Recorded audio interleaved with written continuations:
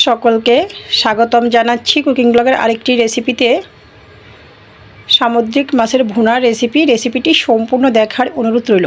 প্রথমে মাছটাকে আমি কেটে নিচ্ছি, তারপর লবণ দিয়ে ভালো করে ধুয়ে নিয়েছি।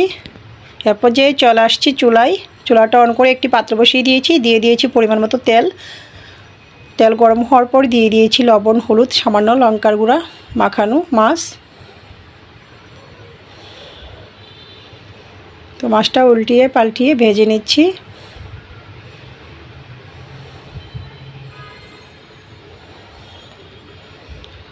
এতটা কড়া করে ভাজবো না, নামিয়ে নিয়েছি। বাকি মাছটাও সেম প্রসেসে ভেজে নেব।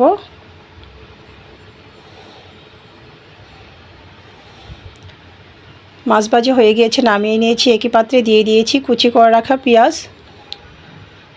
আরও খানিকটা তেল, পরিমাণ মতো লবণ।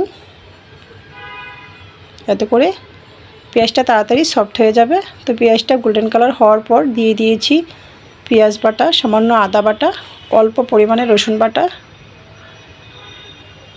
মশলা কষানোর জন্য দিয়ে দিয়েছি সামান্য জল। মশলায় দিয়েছি হলুদ গুঁড়া, স্বাদ মতো লঙ্কার গুঁড়া, ধনিয়ার গুঁড়া, জিরার গুঁড়া।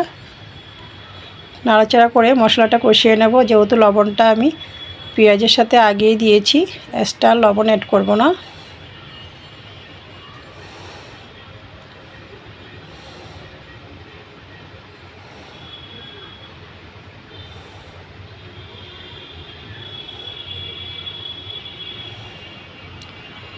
মশলার থেকে যখন তেল ছেড়ে দিয়েছি, এই পর্যায়ে আমি দিয়ে দিচ্ছি পরিমাণ মতো গ্রেভি।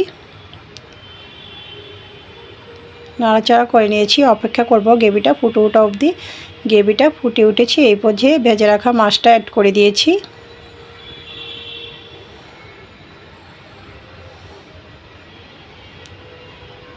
স্বাদ মতো কাঁচা লঙ্কা দিয়েছি।